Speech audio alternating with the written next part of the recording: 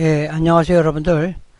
지난 2시간 동안 우리가 글자를 입력하고 또 글자에 관해서 속성창이 어떻게 변하는지, 그리고 그 속성창을 어떻게 우리가 사용을 하는지 하는 내용을 가지고 여러분들하고 공부를 해 봤습니다.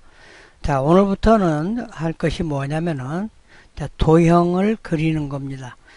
도형이라고 하면은 원이라든가 사각형 또는 그 외에 그 다른 여러 가지 그 형태를 말하죠. 그런 것들을 그리는 거를 우리가 공부를 하도록 하겠어요.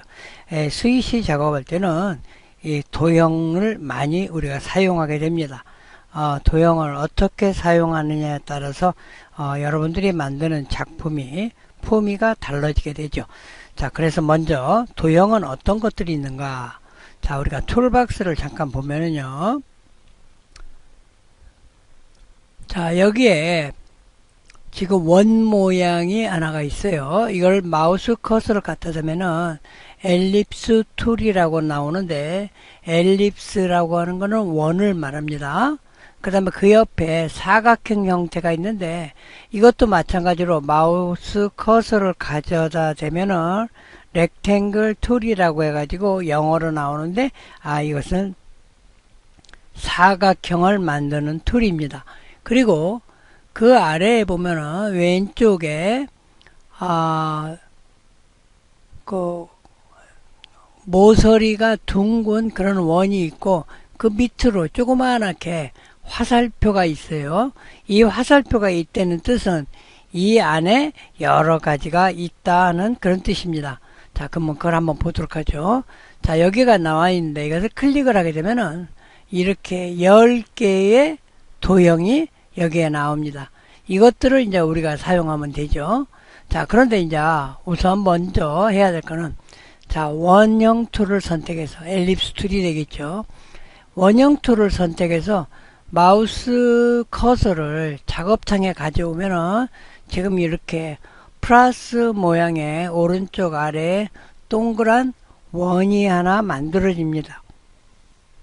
이것은 바로 원형 툴을 선택했다는 그런 뜻이 되겠어요. 자, 여기에서 우리가 원하는 위치에다가 자, 클릭을 하고 그 다음에 그대로 드래그 합니다. 그러면 사각형 테두리가 생기고 가운데에 동그란 원 같은 것이 하나 만들어지죠. 자, 이것을 딱 놓습니다. 놓으면은 바로 여기에 원이 하나 만들어진 거죠. 자, 이 원이 만들어졌는데 겉에 보면은 검정색으로 테두리가 있고 안에는 파란색 계통으로 이렇게 채워진 것을 알 수가 있습니다. 자, 이렇게 이제 원형 툴을 우리가 선택해서 그린 건데요.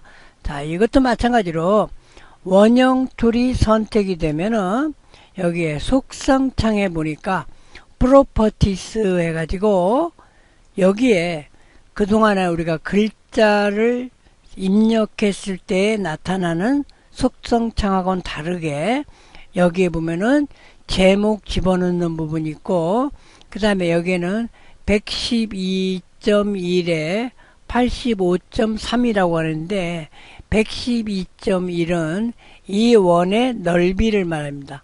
가로 크기가 되겠죠. 그 다음에 85.3은 위에서 아래에 세로 크기가 됩니다.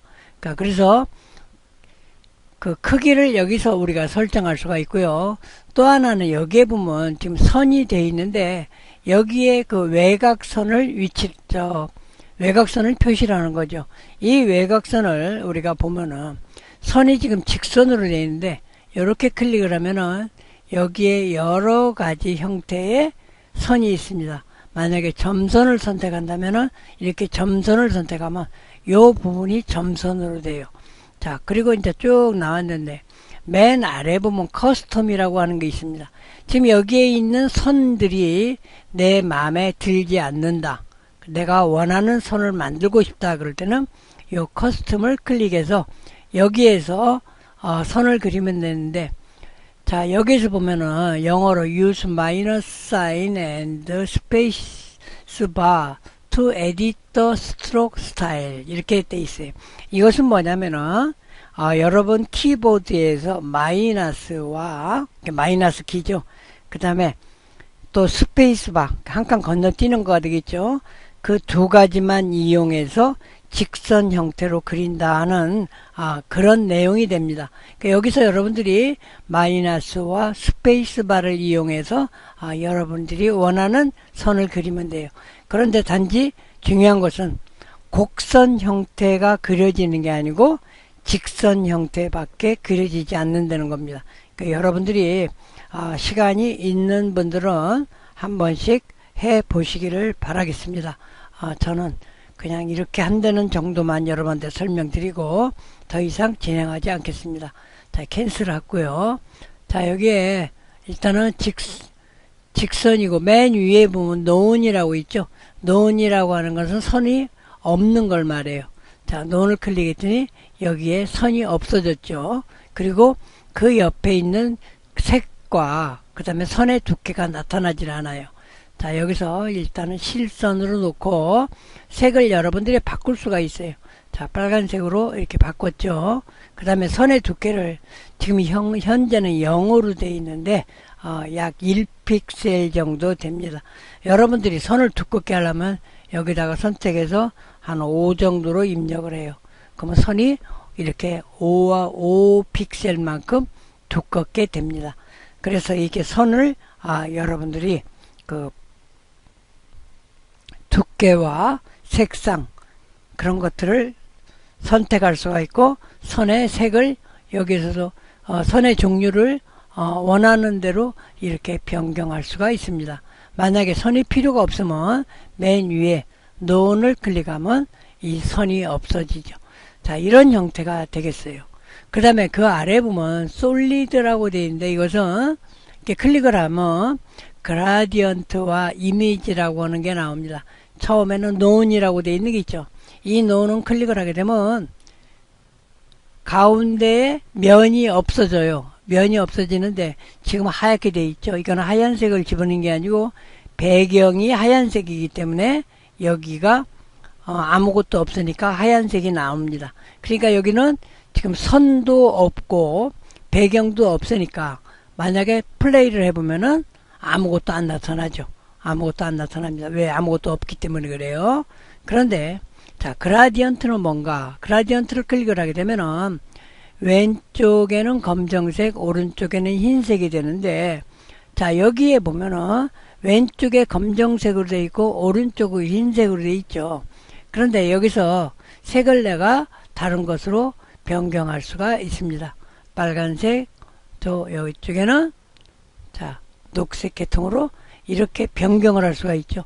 선이 내가 더 필요하면은 자, 색을 더 필요하면 가운데 아무데나 클릭을 하면 까맣게 색상 팔레트가 나타납니다.